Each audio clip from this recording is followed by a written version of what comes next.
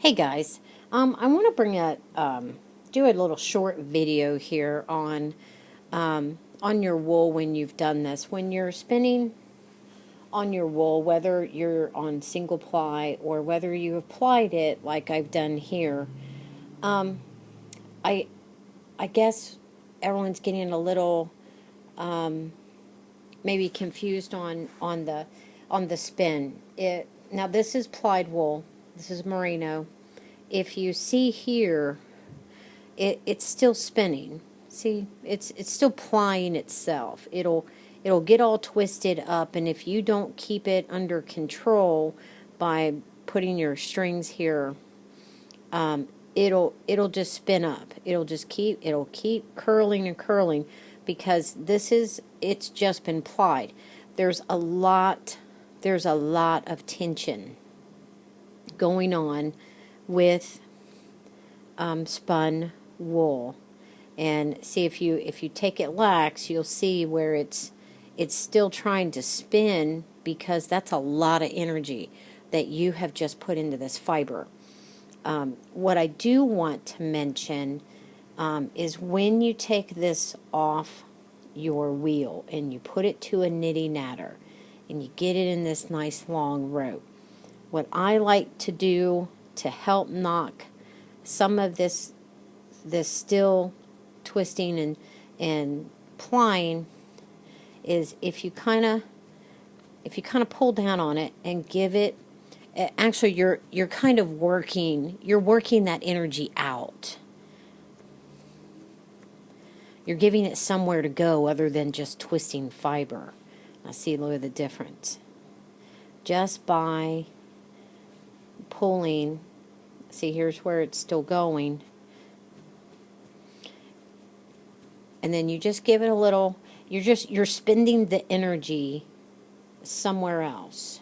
You're sending it out of your yarn, because it seems to be a lot of the responses that I'm getting is that it's continuing to spin, which it will, because you have an awful lot of energy that you have just twisted into your fiber, and it's going to have to do something with it. Now, this is much better. There's not quite as much spinning. Now, to finally get this spin out, it's going to take you washing. And washing your plied wool, I suggest Dawn dishwashing liquid. It's still the best. It helps to felt your plying into a solid string. If you have dyed this, it will lock in your color for you. So, and it's real simple. You go to your kitchen sink and turn your water on cold and put some Dawn on your yarn, and don't scrub this like you do your hair, but just give it a good washing, nice and gentle. You don't want to tear up what you've done in your work.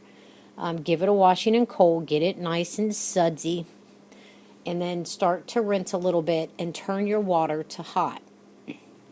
And then use hot water till you can't stand it anymore. And then flip it back to cold.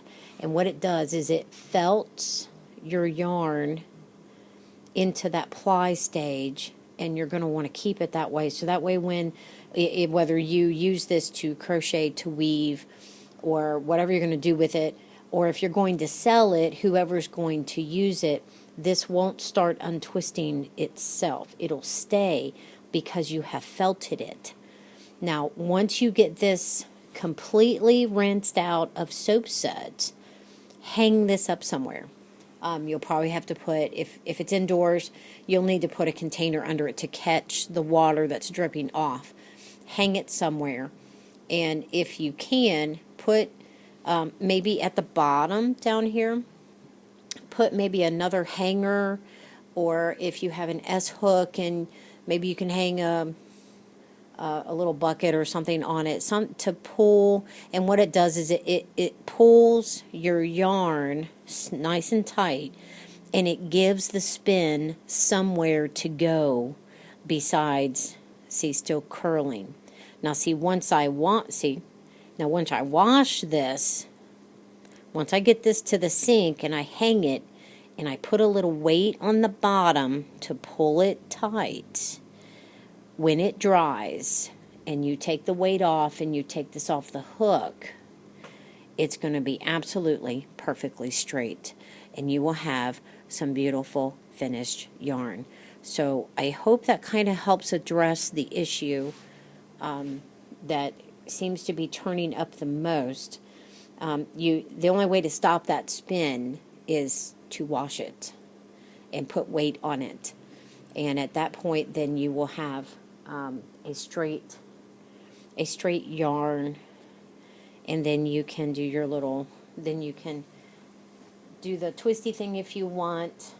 I find it's easier to store them on a hook.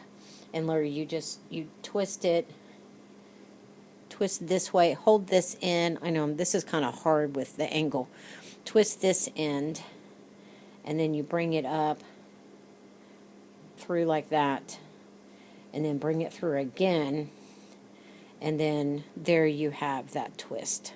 And then you can hang this on a hook, or you can store these flat in a drawer, either way, or do it the old-fashioned way and put it in a ball, especially if you're going to crochet with it. It still works best. But for storage uses or shipping uses, this makes it really easy.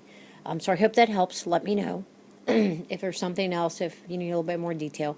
I'll see if I can get to doing another one to help you out there. But there you go. That's how you take the spin out of wool.